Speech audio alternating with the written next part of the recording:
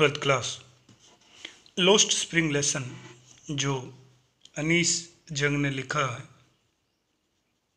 इसकी पूरी समरी बहुत अच्छे से आपको समझा दी थी 2 वीडियोज़ के द्वारा। आज इस लेसन को एक एक लाइन से पढ़ते हैं। मैंने जब समरी समझाई उस समय 2 भाग में इस स्टोरी को बांटा था और पहले भाग में पहला सेंटेंस यही लिखा था, समटाइम्स आई फाइंड ए रूपी इन द गैबेज। गैबेज का अर्थ है कचरा। ये जो कथन है ये साहिब का है। साहिब एक 8-10 उम्र का बालक जिससे अनीस जंग बात कर रही है और अनीस जंग पूछती है कि इस कचरे में क्या मिल जाता है, तो साहिब जवाब देता है, सम टाइम आई फाइंड ए रूपी इन द गैबेज। यानी साहिब अनीस जंग की वार्तालाप से ये पाठ शुरू होता है और साहिब उसमें ये बात कहता है कि मैडम जी, इस कचरे में कई बार मुझे 1 रुपये भी मिल जाता है। आगे, आई आस्क साहिब, ये आई अनीस जंग के लिए है। अनीस जंग पूछती है साहिब से, होम जिससे, आई फिर ये अनीस जंग के लिए है। एनकाउंटर का अर्थ होता है मिलना, आमना सामना होना। कई बार हम ये शब्द फिल्म वगैरह में, टीवी वगैरह में देखते हैं कि पुलिस का चोर से जो है एनकाउंटर हो गया। एनकाउंटर का अर्थ है आमना सामना होना। एवरी मॉर्निंग प्रत्येक सुबह। स्क्राउचिंग का अर्थ होता है सर्चिंग, ढूंढना, तलाशना। कि प्रत्येक सुबह जब भी बोलो मैं साहिब से मिलती हूँ, जब वो ढूंढता रहता है किसकी तलाश में, फॉर गोल्ड, यहाँ गोल्ड पैसे हैं, इन द गैबेज कचरे के। डंप का अर्थ होता है ढेर। डंप का अर्थ है ढेर और सिनोनिम्स होगा पाइल या हीप। तो वो क्या पूछती है, why do you do this. ये HV आपकी, ये आपकी MV, कि आप ये क्यों करते हैं, यानी कचरा बिनने का काम आप क्यों करते हैं, ऐसा अनीस जंग साहिब से पूछती हैं। और साहिब कहाँ हैं, अनीस जंग के नेबरहुड में, यानी पड़ोस में, जहाँ साहिब मिलता है रोज़ अनीस जंग को। जहाँ अनीस जंग रहती है उनके अगल बगल, रोड के बगल में या कहीं वो कचरा बिनने के लिए आता है। Sahib left his home long ago. Anees Jung हमें बताती हैं कि साहिब ने अपना घर बहुत पहले ही छोड़ दिया था। ये शायद बातचीत से पता चला होगा अनीस जंग को।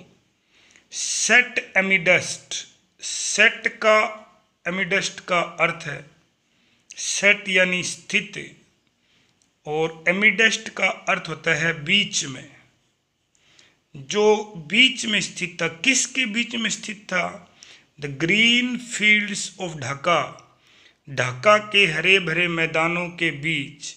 ढाका जो बांग्लादेश की राजधानी है, जो बांग्लादेश की राजधानी है, वहाँ साहिब रहता था। यानी आप कह सकते हैं कि साहिब एक रेफ्यूजी है, शरणार्थी है, बांग्लादेशी शरणार्थी है जो भारत में रह रहा है। हिज होम, उसका जो घर है, is not even a distant memory. Distant का अर्थ होता है दूरस्थ, मेमोरी यानी याद। कि ऐसा नहीं है कि उसको याद ही नहीं है कि उसका घर था कि नहीं। बहुत पुरानी बात नहीं है कि उसका घर था, बांग्लादेश की राजधानी ढाका में था, हरे भरे मैदान थे, वहाँ खेत थे, खलिहान थे। लेकिन फिर वो हरे भरे खेत, मैदान, खलिहान छोड़ के भारत में एक रेफ्यूजी यानी शरणार्थी के रूप में क्यों रह रहा है, देखना। देयर वर मैनी स्ट्रोम्स, वहाँ कई तूफान आए। स्ट्रोम का अर्थ होता है तूफान। That swept away, swept away का अर्थ है बहा ले जाना, जो बहा ले गए। देयर फील्ड्स, उनके खेत खलिहानों को। एंड होम्स, और उनके जो छोटे मोटे घर थे उनको भी। ये बात साहिब को किसने बताई?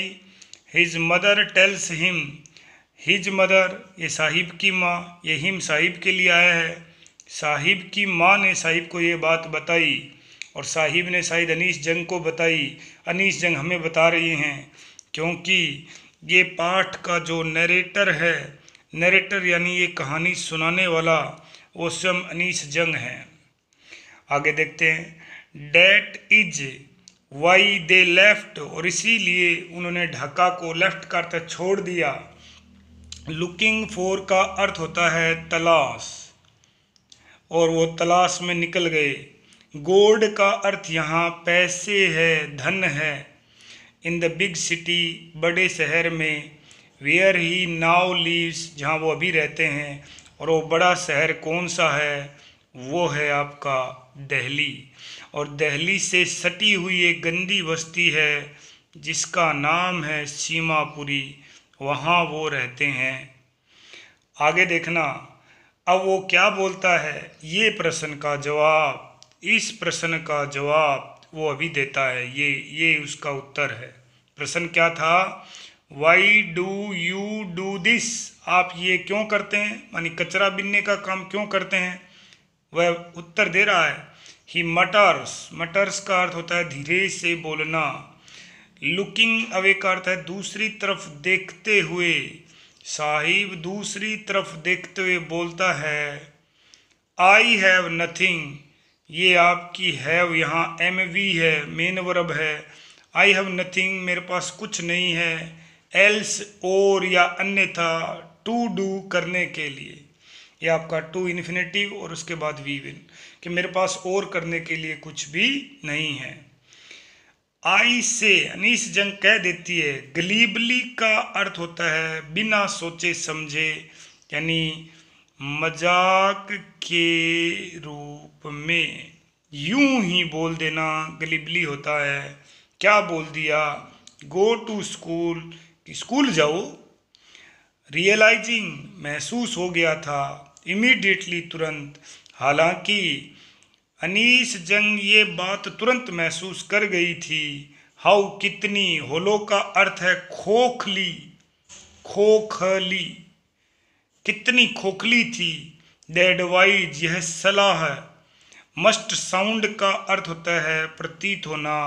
वो तुरंत समझ गई थी कि ये जो उसकी सलाह है वो बिल्कुल खोखली है।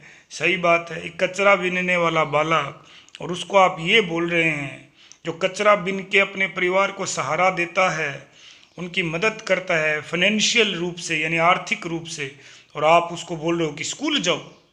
लेकिन वो तो बच्चा है, वो फिर भी जवाब दे देता है। क्या जवाब देता है? There is no school in my neighbourhood, बोलो जहाँ मैं रहता हूँ, मेरे पड़ोस में, आस पड़ोस में, नेबरहुड आस पड़ोस में, उस कॉलोनी में, गंदी बस्ती में रहते हैं बेचारे। वैसे ही वो गंदी बस्तियाँ इलीगल होती हैं, गैर कानूनी रूप से बसे होते हैं वो लोग, उनके पास कोई पट्टा थोड़ी होता उसका। तो वो बोल रहा है कि जहाँ मैं रहता हूँ वहाँ कोई स्कूल है ही नहीं। वैन दे बिल्ट वन, और जब वे लोग वहाँ बना देंगे, ये वे आया सरकार के लिए, राजनेताओं के लिए, अधिकारियों के लिए। आई विल गो, मैं चला जाऊँगा। अब एक बार फिर लेखिका ने मजाक के रूप में, हाफ जोकिंग करते, थोड़ा मजाक करते हुए क्या पूछ लिया? प्रश्नवाचक चिन्ह पूछ लिया। If I start A school, यदि आई यानी कि मैं अनीस जंग स्टार्ट शुरू करती हूँ ए स्कूल, विल यू कम, क्या आप आओगे?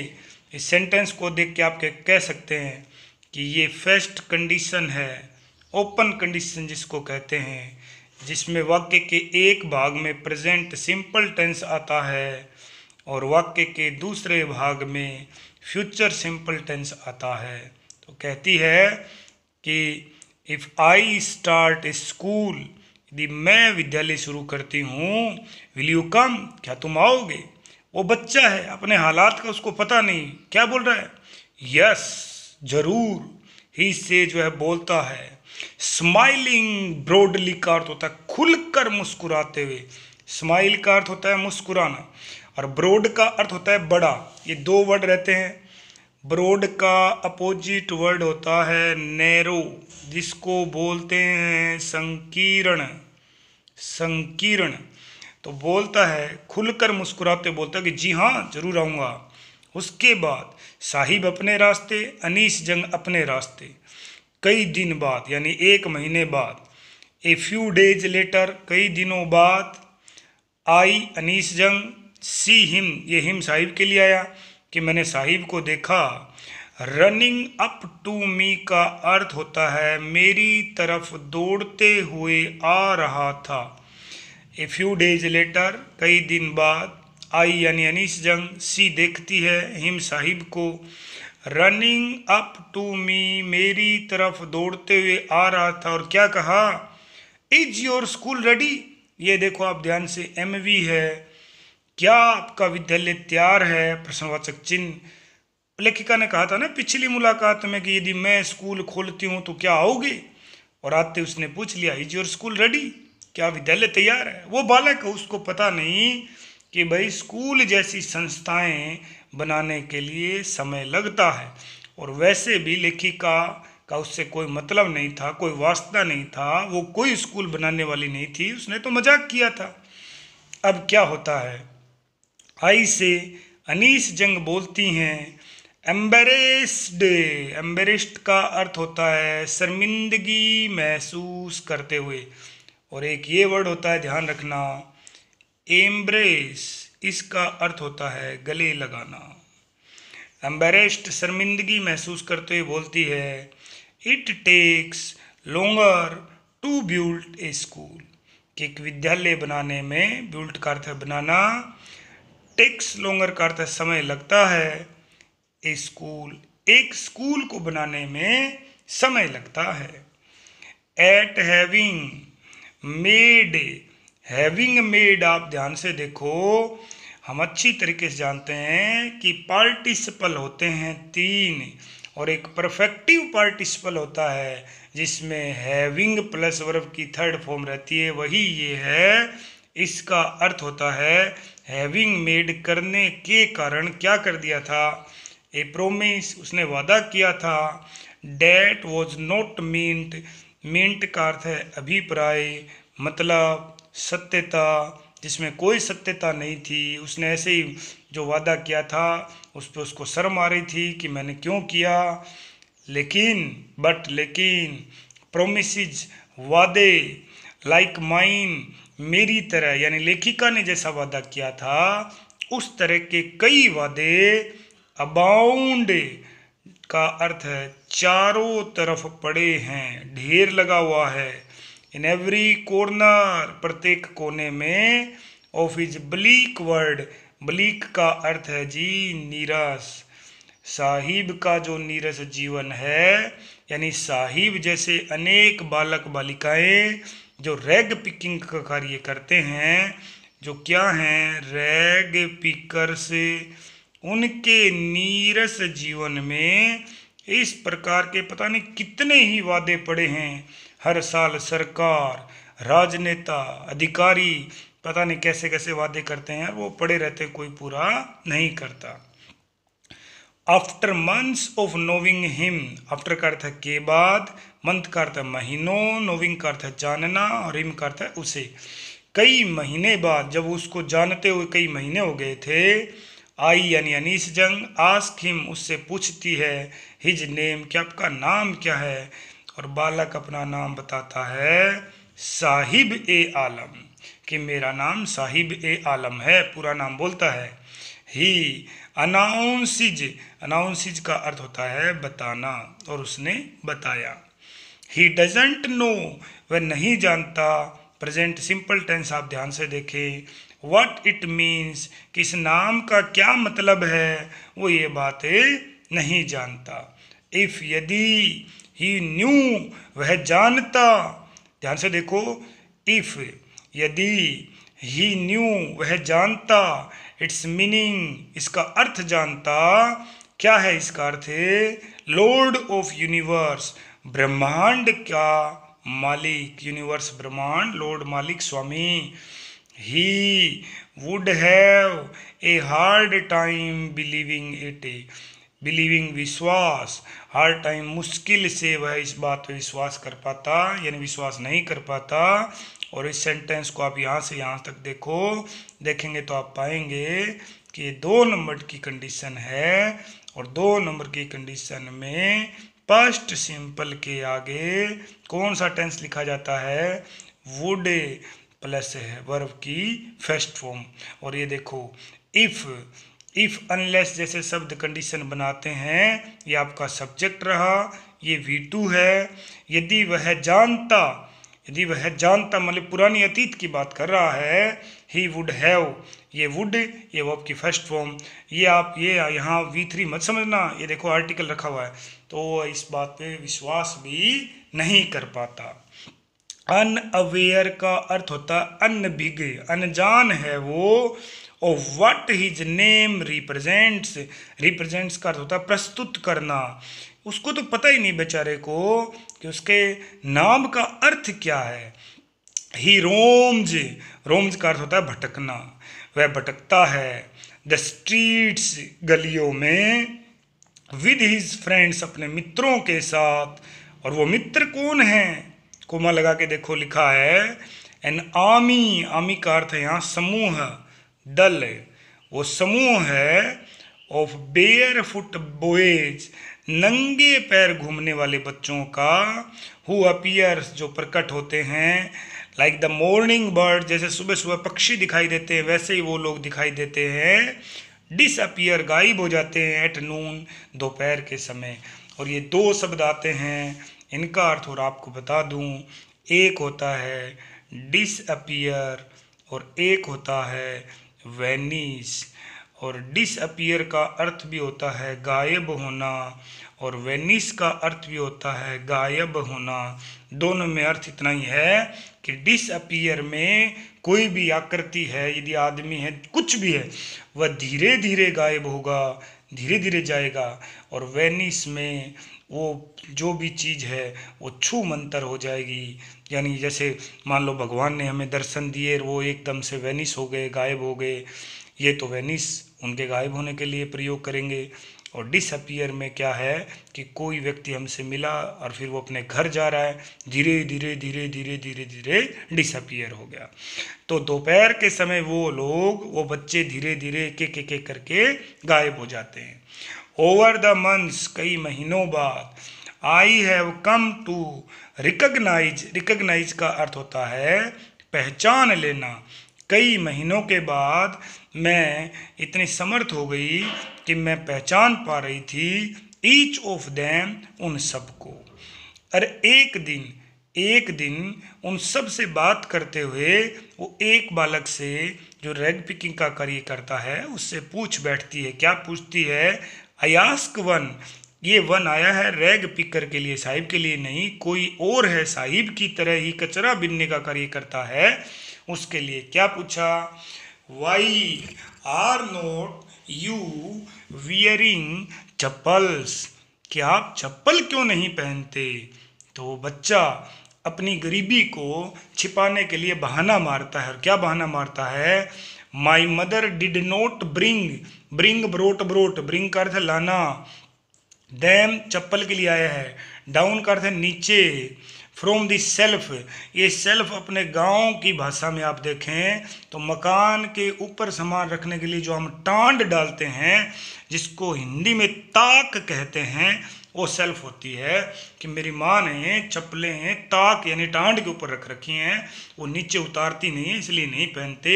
ही आंसर्स, उसने उत्तर दिया सिंपली, बड़ी ही सरलता से। लेकिन वो बच्चे हैं और वहीं एक और बच्चा खड़ा है, वो क्या बोलता है देखना, इवन इफ, यदि ही डिड, यदि मान लो ऐसा कर देती, चप्पल उतार देती, तो ये पहनता नहीं बोलो, तो ये क्या करता, ही विल थ्रो, वह फेंक देगा, डैम, उन चप्पलों को थ्रो ऑफ कर देगा, फेंक देगा।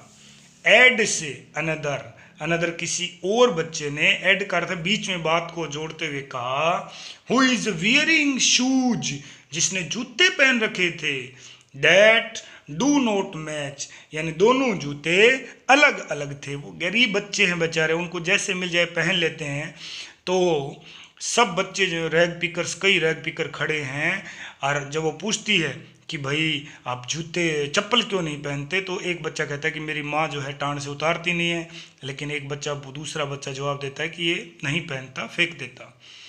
When I comment on it, comment का अर्थ है टिप्पणी करना, कमेंट का अर्थ है टिप्पणी करना, on it, अलग अलग जूते जो पहन रखे थे, उस बच्चे जो जूते मैच नहीं कर रहे थे, जब लेखिका ने उस पर टिप्पणी की, ही सफल्ज, सफल्ज का अर्थ होता है पटकना, हिज फिट, उसने अपने पैर को, छोटे बच्चे से अपने पैर पटकते हैं ना किसी बात को मनवाने के लिए, उसने अपने पैर पटके, एंड सेज नथिंग, वह कुछ नहीं बोला। तभी एक और तीसरा बालक बोलता है, क्या बोलता है देखो, सेज ए थर्ड बॉय, उसी समय तीसरा बच्चा बोलता है, आई वॉन्ट शूज, मुझे जूते चाहिए, who has never own, own का अर्थ होता है मालिक होना, ए पेयर, एक जोड़ी, ऑल हिज लाइफ, जो अपने जीवन में एक जोड़ी जूतों का मालिक कभी नहीं रहा।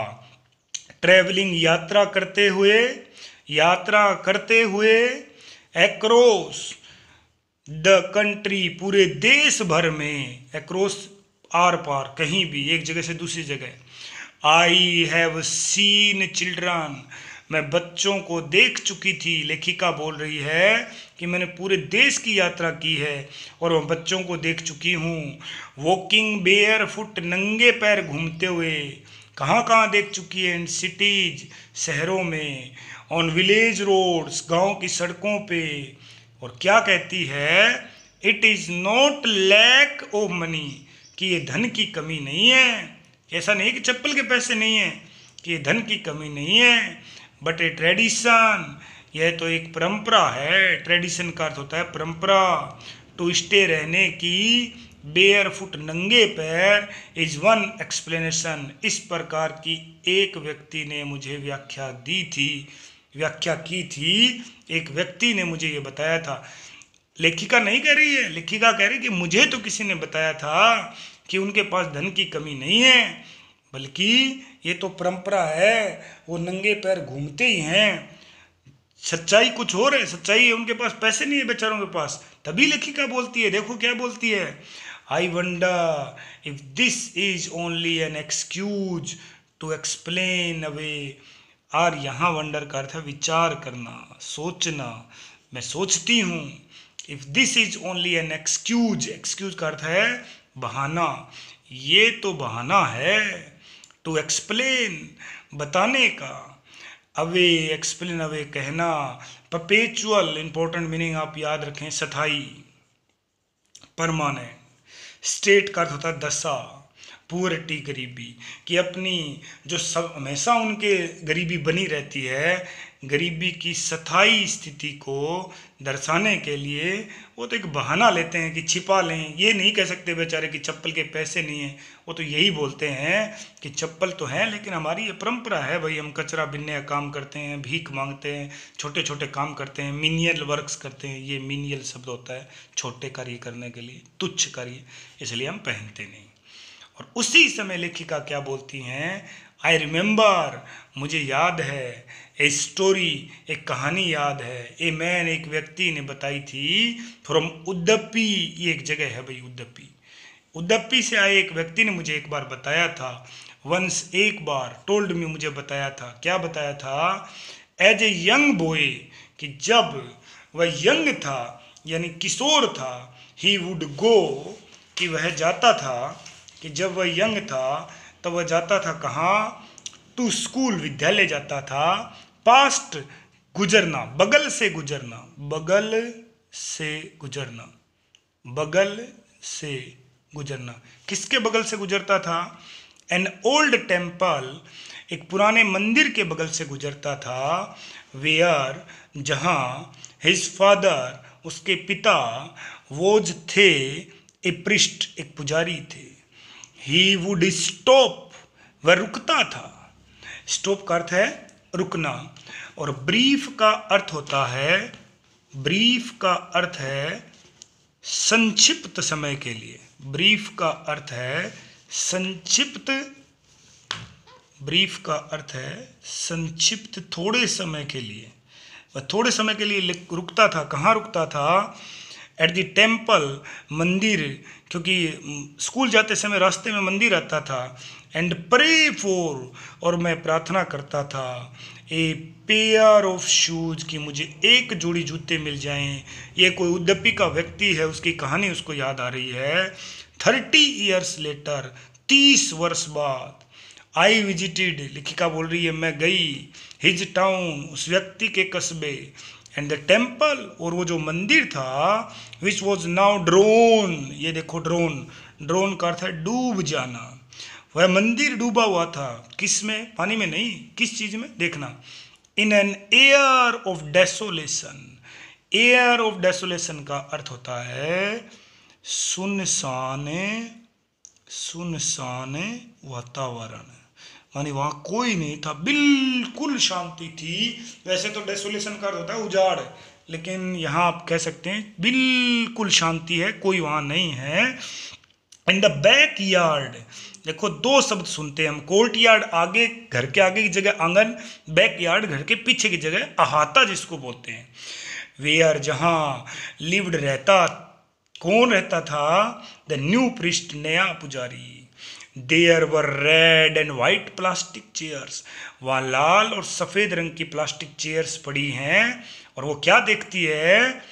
ए यंग बॉय, और उसी समय एक छोटा बच्चा आता है, ड्रेस, जिसने पोशाक पहन रखी है, इन्हें ग्रे, भूरे रंग की, यूनिफॉर्म पोशाक, यूनिफॉर्म पोशाक, पोशाक पहन रखी है। वियरिंग सॉक्स, और उसने जुराब पहन रखी है। ये तो हमने पहले ही किया था। विदाउट ड्रेस, कोई नहीं होता, विदाउट यूनिफॉर्म हो सकता है। विदाउट ड्रेस, अब जानते हैं कि बिना कपड़े के, निर्वस्त्र, हम जनरली बोलते हैं ऐसे स्कूल वगैरह में कि विदाउट ड्रेस कौन है, बाहर आ जाओ, जो कि गलत है। विदाउट यूनिफॉर्म कौन है, वो बाहर आओ, ये करेक्ट सेंटेंस है। तो वियरिंग सॉक्स, जिसने जुराब पहन रखी है, शूज पहन रखे हैं। अराइव्ड, वहां पहुंचता है। ये देखो सब देखें आप, पेंटिंग, और पेंटिंग शब्द ये है आपका, और इसका अर्थ है हाफना। वो पेंटिंग अलग होता है, उसकी स्पेलिंग PAINTING होती है, चित्रकारिता, हाफते हुए। एंड थ्रू, और आते ही वह बच्चा फेंक देता है, हिज स्कूल बैग, अपने स्कूल के थैले को, on A folding bed, folding वह बेड, वह पलंग जो फोल्ड होता हो उसको बोलते हैं। लुकिंग एट द बॉय, उस बच्चे की तरफ देखते ही लेखिका क्या बोलती है? आई रिमेंबर्ड, मुझे याद आ गई, द प्रेयर, प्रार्थना, अनदर बॉय, अन्य बच्चे ने, हैड मेड, जो की थी, टू द गॉडेस, देवी से, वैन ही हैड फाइनली गोट, जिसको अब आखिरकार क्या मिल गए थे? ए पेयर ऑफ शूज, एक जोड़ी जूते मिल गए थे। उसको प्रार्थना याद आ गई कि कभी कोई इसी मंदिर में जूतों के लिए प्रार्थना करता था, और आज वहाँ जो बच्चा उसको दिखाई दे रहा है, उस कहानी, जब ये कहानी सुनाई गई थी बहुत पहले, और उसके कई सालों बाद जब वहाँ जाती हैं वो, तो क्या देखती हैं? देखो 30 ईयर्स लेटर, वो कहानी 30 साल पहले की, और 30 साल बाद जब लेखिका वहाँ जाती हैं, उस आदमी के कस्बे में जाती हैं जहाँ वो कभी वो मंदिर में प्रार्थना करता था, आज शायद वो भी बड़ा हो गया है, ये उसी का बच्चा होगा शायद, तो उसके पास जूते हैं, जुराब हैं। अब देखो, let me never lose them, ये जूते कभी उससे गला अलग नहीं होने चाहिए। द गोडेस, देवी ने, हैड ग्रांट, ग्रांट का अर्थ मान लेना, ये आता अपने एप्लीकेशन में, काइंडली ग्रांट मी 2 डे लीव, कि मुझे अनुदान करें, अनुदित करें 2 दिन की अवकाश, वही है हिज प्रेयर। यंग बॉयज, किशोर बालक, like the son of the priest, पुजारी के बेटे की तरह। ये वही पुजारी है जिसने 30 साल पहले प्रार्थना की थी, लेकिन आज उसके बच्चे को जूते सब कुछ मिल गया। नाउ वोर, वियर, वोर, वोर्न, ये वर्ब होती है जी आपकी, वियर, वोर, वोर्न। और अब पुजारी के बेटे की तरह, बेटे जो हैं वो पहनते हैं जूते बट मैनी अदर, लेकिन और कई बालक हैं लाइक द रैग पिकर्स, कचरे बिनने वाले बच्चों की तरह इन माई नेबरहुड, लेखिका के अनीस जंग के पड़ोस में रिमेन अब भी बने हुए हैं शूलेस, बिना जूतों के।